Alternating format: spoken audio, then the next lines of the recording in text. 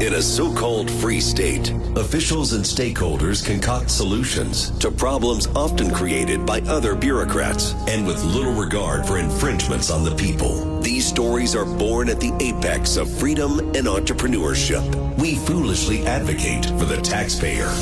Brian's Beat presents Freedom Fools. We are back on a Saturday. Long time. 3 Saturdays off, 1 Saturday. You know, that would be great if you could get paid all the time. That doesn't work that way, at least not with this guy. How you doing? Ready for some rain? Ready for Freedom Fools? On WBSM. We are indeed back. Freedom Fools, one of a suite of shows born at the apex of freedom, entrepreneurship, and nomadism. And welcome to the afternoon. Later on today, Michael King of the Massachusetts Family Institute, he's going to join us to discuss what parents can do after the Supreme Court's ruling on LGBTQ Storytime Hour. A question came up during last evening's Brian's Beat dealing with birthright citizenship. I'd like to get into that a little bit later on in the show, a little bit later on this hour, in fact. What are we going to do? Hotels as family shelters, that comes to an end on Monday. At least I think it does. Supposed to. And where does the mayor find these people? This is a category. New Bedford salutes a new police chief. Expect major delays over the next 5 days, 5 weeks. About next 5 years. Big time construction. It's going to alter a lot of the driving pleasure that we have around here. But first, let's look at today, Saturday, June 28th, the last Saturday of the first half of 2025. And I'll remind you on Monday that it's the last day of 2025. I'm not even sure if it's even Steven. First half, second half, but it is what it is, and we're going to talk about it. But right now, let's talk about today, June 28th, the Great American Backyard Campout. That's what today is. You better prepare for rain. Better make sure that that tent is waterproof. Also, it is Insurance Awareness Day. Your insurance up to date? I found out from Progressive, the company that I use for the bus, that my new policy starts in a couple of weeks. Insurance awareness. Labor Day is established as an official U.S. holiday on this date in 1894. And in 1902, we made a deal, not a dope deal, but a deal with France. The U.S. paid 40 million tariff dollars for the rights to build the Panama Canal. Now think about that for a second. Panama Canal, Central America, the French somehow, some way had territorial rights. We had to pay the French 40 million tariff dollars. Remember back in 1902, there was no income tax.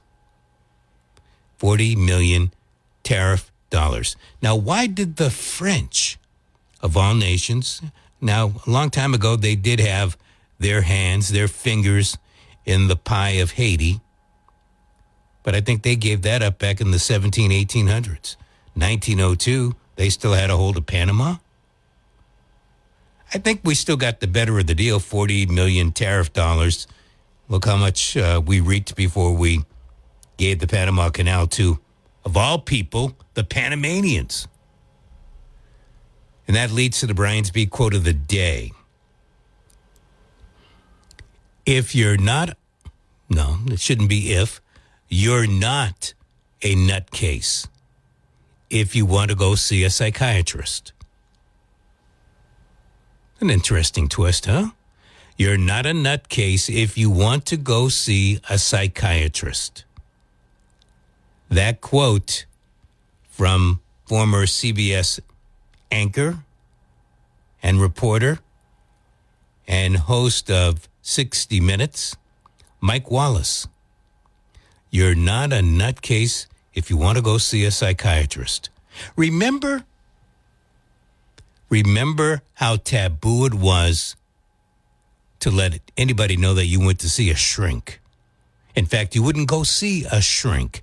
That's what they were called, a shrink. What did we get shrinked into? I don't know. But they were called shrinks. And you didn't want anybody to know that you went to see a psychiatrist. It's kind of like back in the day, and I'm talking 45, 50, 60 years ago. Back in the day, you wouldn't go to a chiropractor. They were quacks. Remember that? The chiropractor was a quack. Never go to a chiropractor. And, I guess I believed it at the time. I thought that they would twist me and break my neck, break my back. I would never get better. Those are the kind of stories that we heard back then. Remember that? Now look at how many people go to a chiropractor. And I raise my hand. I definitely go to a chiropractor and, knock on fake wood. No broken back as of yet. But I think there were lots of stories back in the day and even to today that we hear and we just automatically believe the chiropractors are quacks. Psychiatrists are shrinks. 508-996-0500. Let's get busy. Where would I like to start? I know where. The other day, I had a conversation on Brian's Beat with you, dealing with downtown New Bedford, comparing it to downtown Monterey, California. And I didn't really get into it, but also downtown Santa Barbara, California. Because while those two are both tourist towns, there are certainly people that live and work in those communities. More people living there, I would like to think.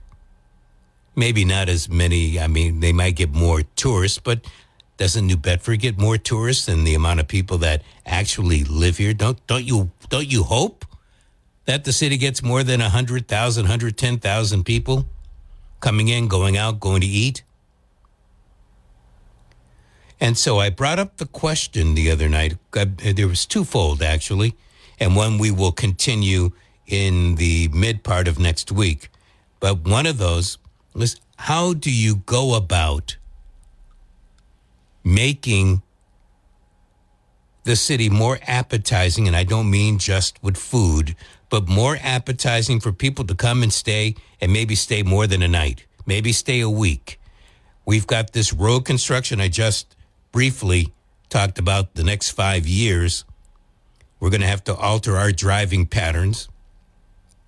Well, so will people coming from Rhode Island, coming from Connecticut, coming from Jersey, coming from New York, as they try to make their way to Cape Cod. And my light bulb clicks and says, well, wait a minute. Why not take advantage of the fact that not only is there going to be construction around 195 in the Route 18 interchange, but soon there's going to be, or slated to be, construction dealing with the Sagamore and Bourne bridges. So why not try to capture some of those people over here? I don't know about you, but I like to drive around that. I think that's part of Brian the cab driver. I also like to look at things while I'm in a vehicle, whether I'm on a CERTA bus or a Monterey Salinas transit bus or any of the other bus companies. I like to look around. So what do you have that maybe we don't have, or maybe we could incorporate? And one day, a few weeks ago, woman friend and I, we went for a ride, a joy ride on a Sunday afternoon, going through Mattapoisett. And we went down, we started by going to the Oxford Creamery, because we knew that Oxford Creamery was for sale. And, what came to mind is, I wonder if they sold it. And we found out that it has not been sold, that they are selling ice cream, at least at that time, outside of the venue, as they try to sell the building and some of the other assets that they have. But from there, we went on a joy ride down a couple of roads that I had no idea existed. And eventually, we got to the ocean. And I don't remember the name of the area now. I can remember how to find it. But the view that these people have that live in that area, I mean, you talk about spectacular. And I noticed that people were actually walking dogs on the beach. In Carmel, California, folks can walk their dogs on the beach. Around here, as in New Bedford, you try walking a dog on the beach. What happens? So that's just talking pet friendliness, and that's a 6 of one, half dozen of the other. But the larger, more looming question is, how do you go about enticing folks to want to come? One thought that came to my head, and I certainly noticed quite a bit of this in Monterey. I didn't really check in Santa Barbara, but in Santa Cruz, which is about a 40-mile drive from Monterey, still on the same bay, there are so many Airbnbs, VRBOs, places where people can come and stay a couple of times and do some cooking. And I'm thinking, you know what? Yes, we have some around here. But do we have enough to entice folks? And I'm telling you, whether we're talking Fairhaven, Dartmouth, New Bedford in particular, there is a whole zone that has waterfront views that would be absolutely excellent for more Airbnbs. Now, one of the problems, and I'm going to use the generic Airbnb, one of the problems is red tape here in the Commonwealth. But once you learn the system, if you can't cut the red tape, learn how to navigate that red tape, that's going to bring in money.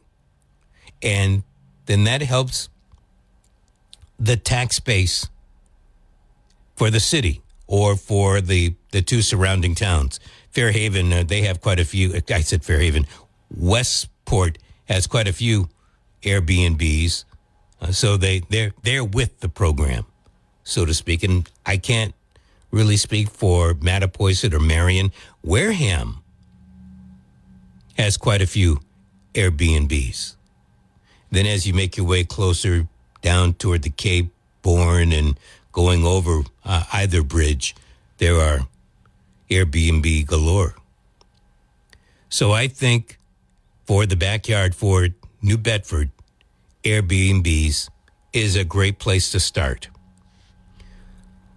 As you know, I was away for a couple of weeks, and that was the time that I spent out on the West Coast.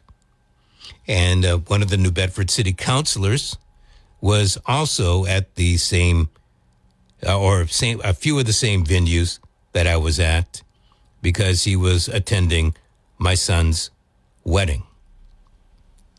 And I asked Joe Lopes, what impressed him about Monterey. Didn't ask me. He also spent half a day or so up in San Francisco. I think that's mostly because that's where the plane landed. But I asked him what impressed him enough that as a city councilor, he might want to try to introduce plans to make, for the betterment of the city of New Bedford. One of the things that he brought to my attention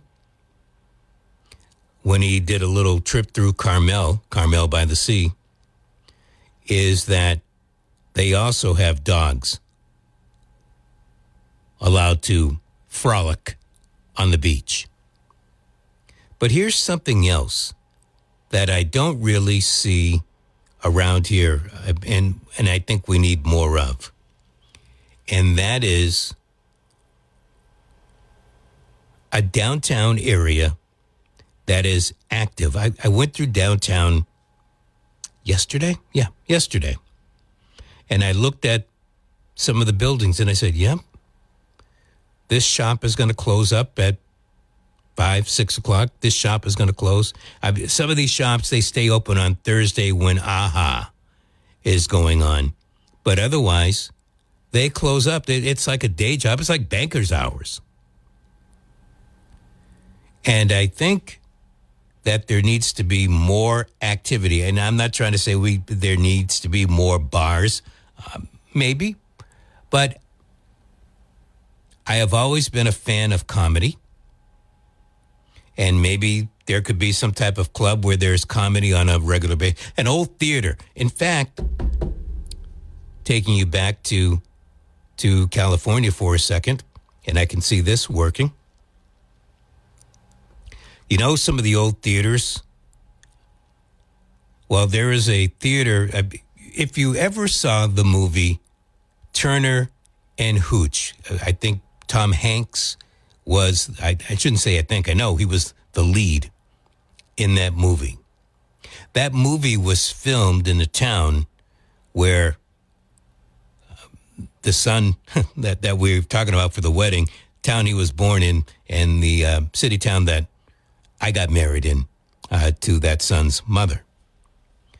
And that theater in the town was prominent in the movie. That theater, like most theaters, has seen its better day as a regular, let's go to the movies type theater. What the owners have done, new owners, I should say, have done to that theater is they've repurposed how they use it. So there's a movie twice a week.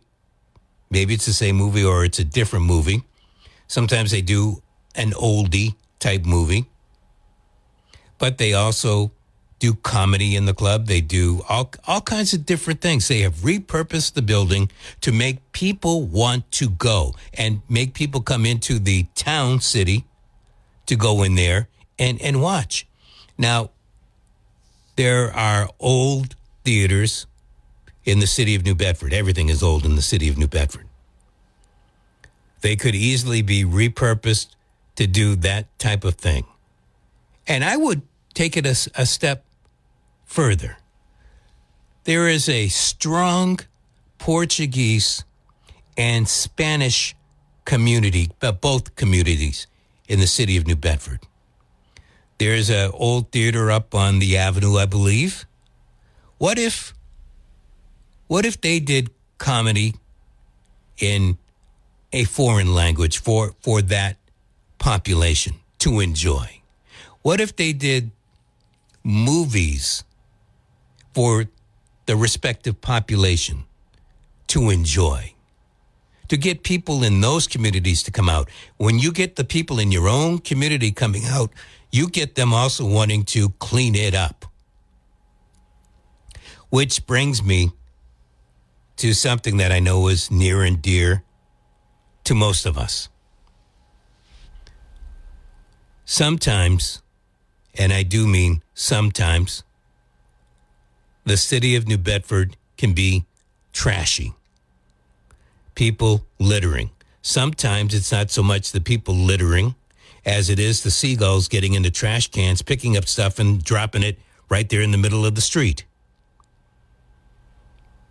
Street cleaning services work almost daily in the city of New Bedford. But, once they've done their job, then the seagulls do their job. And so do the idiots who just think that the street is an open trash can. That stated, what do we do about that problem? And the next problem on top of that would be the homelessness problem. Lots of folks sleeping outdoors. I noticed that in Santa Barbara. I noticed that in Santa Cruz. I noticed that in Monterey. The difference, and I work radio out there, so I listen to what people were saying out there. The difference is, around here, we try to take those people and kick them out. We try to take those people. If you're in Fall River, they have fines for people who are homeless. They tried to do the same thing in my town of Dartmouth. I don't know what the plan is for the city of New Bedford. But there's a huge difference between, I guess we need to tolerate this. How can we tolerate it and properly exist and keep businesses thriving? And let's just kick the bums out. What I found absolutely stunning, and Councilor Lopes would echo the same thing, is that at nighttime, not only is the city of Monterey very well lit, but the stores, the restaurants, different types of venues are open. Those that are familiar with me on Facebook, you probably saw pictures and a video that I put up at a billiards parlor. I don't play pool, or when I do, you can be sure I'm scratching everything, including the felt cloth. But I happened to be out on I think it was the Thursday, so a week ago, 2 days ago. I was in downtown and I was just amazed that homeless people could be sleeping at the bus terminal and the police aren't bothering them. But then I ran across this billiard hall and I said, well, let's go in. And I went in, not crazy about the number, but there were 13 pool tables. All of them were occupied. And the person was a little leery because he'd never seen me before. And he said, can I help you? And I said, yeah, just want a soda. And so he gave me a can of Sprite. And I'm looking around and I'm having a conversation. He said, yeah, we've got a lot of regulars. And I said, but this is in the heart of downtown and there's no bowling alley attached to it. And he goes, oh, no.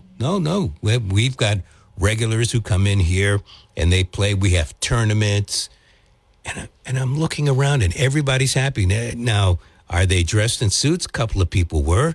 A lot of people with tattoos, women, no kids, but folks having a good time playing pool, 8-ball, all kinds of pool. And I'm thinking, this is the kind of people, this is the kind of traffic. This is more local traffic, but you drive people into downtown. They come in, then they go to the restaurants. Denny's was open 24/7. That's the kind of stuff that drives people in to your city, some to stay, some that are residents. But these people want to take care of the area because they like the venue that they're in. And I couldn't help but say, I got to talk about this when I come back. And so that is what I'm doing. 508-996-0500. That's how you get onto the show. Hello. How you doing? I am winging and I am wanging. Okay, I'm going to solve your problem of we don't need more public housing. If you get rid of all the illegals that are not supposed to be here, you'd have a lot of apartments. And I'm not trying to be mean. I don't want people here that's not supposed to be here. How about the people that are trying to come here legally? They're probably getting hurt a little bit. What do you think? Well, I think I'm not even talking about that, so why are you bringing it up? I thought you were. When did I say that? What are you talking about? I'm talking about how to improve the downtown area, what to do about some of the homeless. Okay, Yes? let me tell you something, okay? Please tell me. 50 years ago, they screwed up. A lot of federally funded money and state money came in about 50 years ago. They went crazy. School department, all the city services and all that. They had a chance 50 years ago. Politicians, they just screwed up. This is a Democratic city. And this is what you got. And I'm not a Democrat or a Republican. I'm an independent. I'm just trying to tell you, a lot of the federally funded state programs, they're obsolete.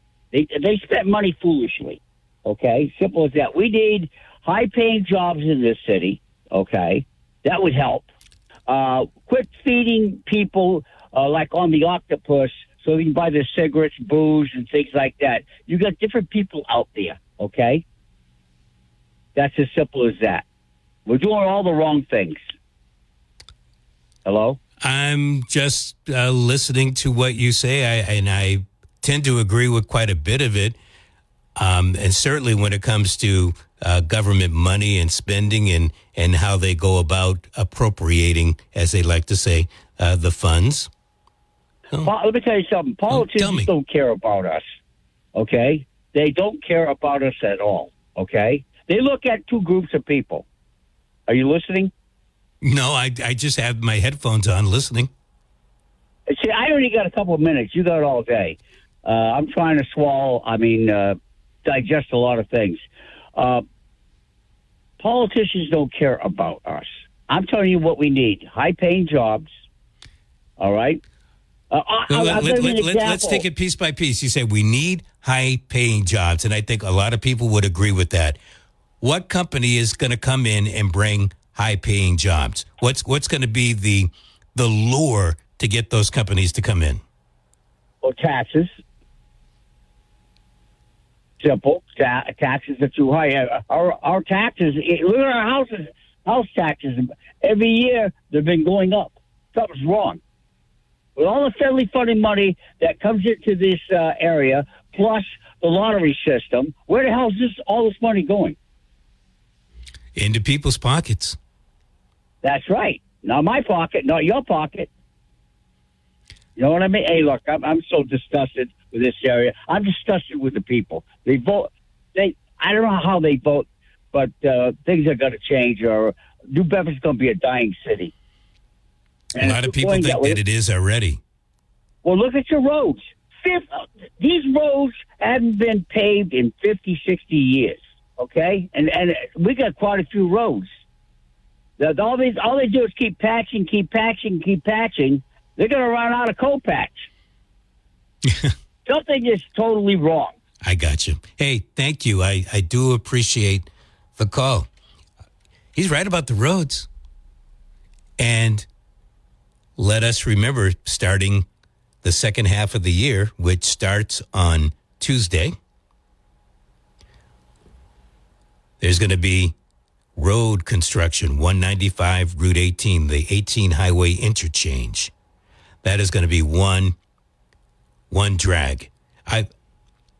When I don't cut through the city, I take 195 from Dartmouth and I get off at the 240 exit in Fairhaven. I don't know a faster route, but my guess is, simple guess, if I try to take Route 6, there are going to be a lot of other people taking Route 6 because of the bottleneck that we're going to have on 195, let's say from 140 until you get to that Kyler's exit on 140. So that's going to be a giant pain in the butt. But then how many people are going to take the bridge? Take the big Fairhaven, New Bedford bridge. And then the alternate to that would be the Coggeshall Street Bridge. There really aren't too many ways to get around all of this. I mean, I'm not going to shoot all the way up 140 to go to Kings Highway and loop all the way. I mean, that's going to take as long as stalled out at the traffic is going to be. But the previous caller is correct.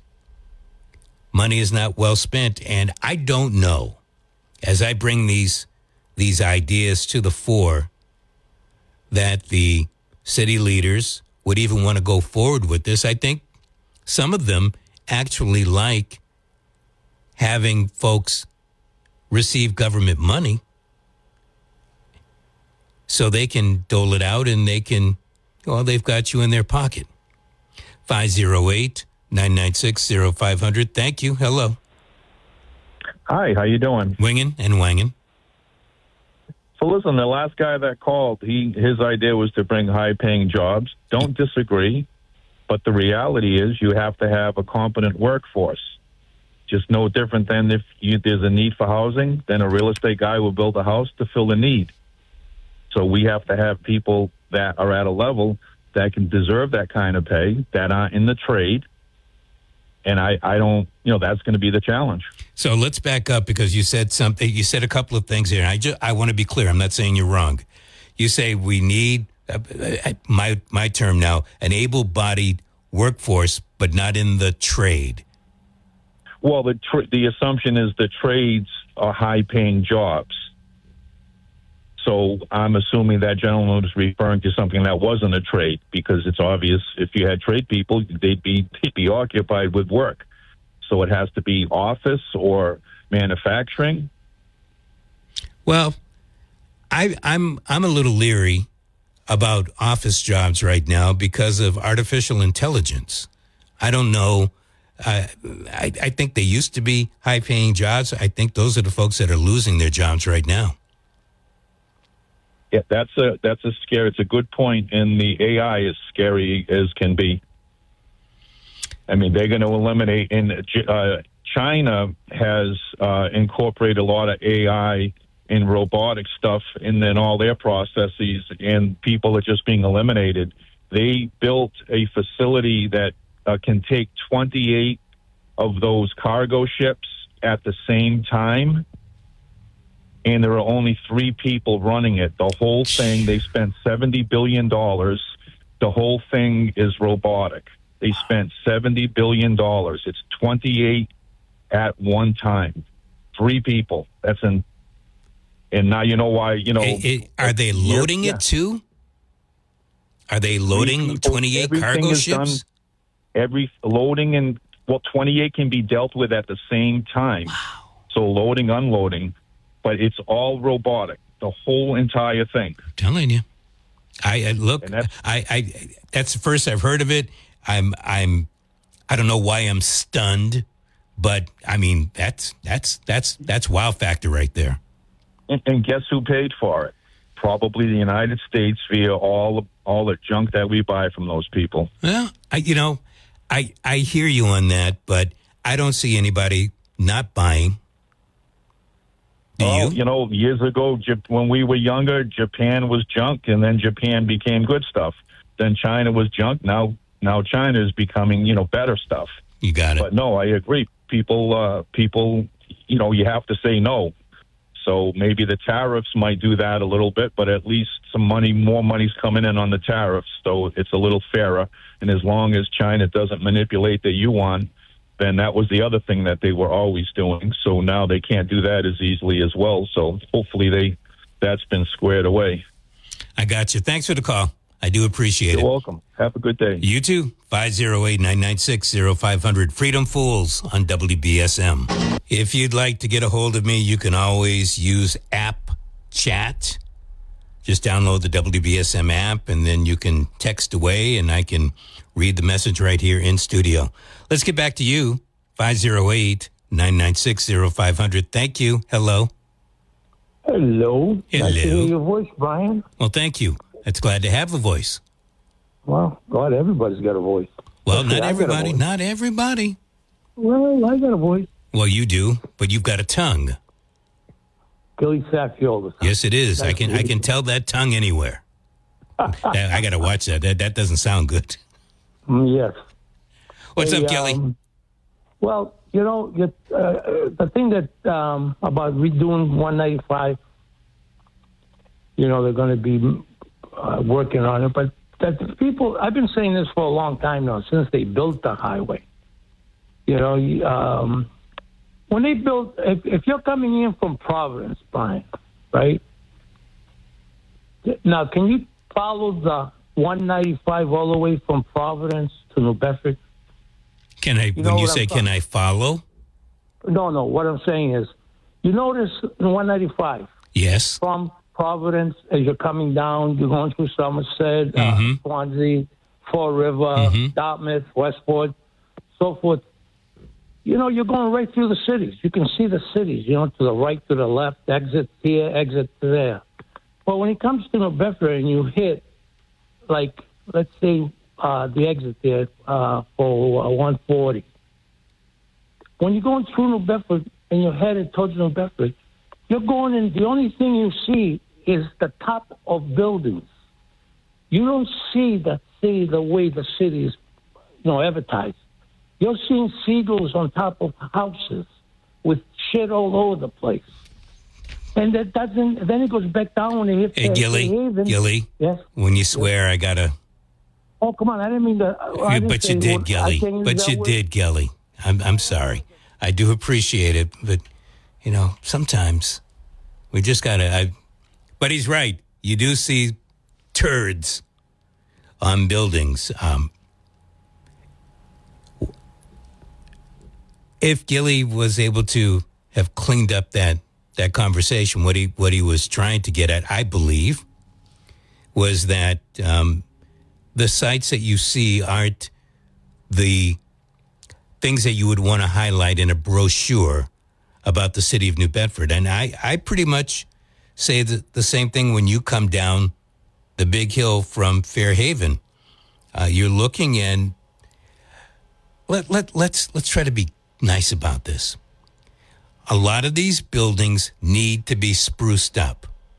Now, I don't expect artificial intelligence to do that type of work, and there are plenty of manual labor type people to help do that kind of work in the city of New Bedford. But one of the things that I noticed, and Joe Lopes noticed on the trip, was the fact that a lot of the properties along the waterfront have been refurbished to really, to make them look, to make them pop. I think that's the term that a lot of people, these properties pop. And I think that's one of the things that needs to happen. The other thing, I'm not crazy about people that are homeless sleeping in downtown. I'm not. But I witnessed with my own eyes actually, that it does work when the police is not bothering you. I don't know what kind of written contract the homeless people in Santa Barbara, in Santa Cruz, and in Monterey have with the town leaders or the police department. But I'm watching people, I mean, they've got their bedrolls, their backpacks, whatever the case may be. And when the morning starts at 7:30, 8 o'clock, and the seagulls are going, some of these people are waking up. There's a little toilet right there at the bus station that they use. They come out and they're sitting there. They'll eat some food. They camp out. It's like they're renting a campground without paying any money. Now, I don't think that's cool. The other side of the coin is that they're not causing any trouble and they're not getting arrested. Fall River, they've got a policy now if you're homeless on public property, $100 fine. Then I think it goes as high as $300. There is actually a movement here in the Commonwealth to stop that from happening. We're going to talk more about that in the coming days. But, I mean, there's one side, the town of Dartmouth, where I live, town meeting, we actually voted to make sure that did not happen. And there were a couple of select board members that were very upset. The town council, he was ripping because the sheriff of all people came in, not Tom Hodgson, but the current sheriff came in, and he talked about the reasons why you probably do not want to pass that legislation. And I would have made a similar speech, although I'm not the sheriff. But if somebody is homeless and you hit them with a $100 fine, and they may have $110 on them, are they going to spend more than $10 to make sure that they are warm and fed and not pay that $100 fine? And then you catch them the second night, and now it's a $200 fine. So now they owe $300. Do you think that they're going to pay $300? With what money? They had to choose between $110 getting something to eat and then not being able to pay that fine. And, of course, they're going to take food. So then they get caught a third time. Now it's a $300 fine. Now they owe $600. Pretty soon there's going to be a contempt of court order, and now you're going to throw them behind bars. Is that what you want? I know that's not what I want. I'm not trying to say I have the answer. But what I did see is some type of working policy. Maybe I should talk to a city councilor from out there and have that person come on one of my shows. How are you making it work? How is it that homeless people can be camped out in downtown when you've got tourists coming in from all different directions, and there they are, huddled, talking, laughing, playing the guitar, whatever the case may be, in downtown Monterey, scenic Monterey, not far from the Monterey Bay Aquarium, not far from Fisherman's Wharf, all of these grand places, not far from where the otters are going. How can that be? How do you make it work?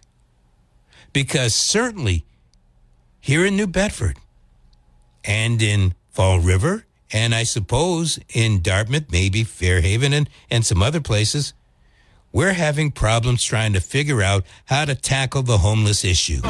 Mike King with the Massachusetts Family Institute is going to join us during the third hour of the program.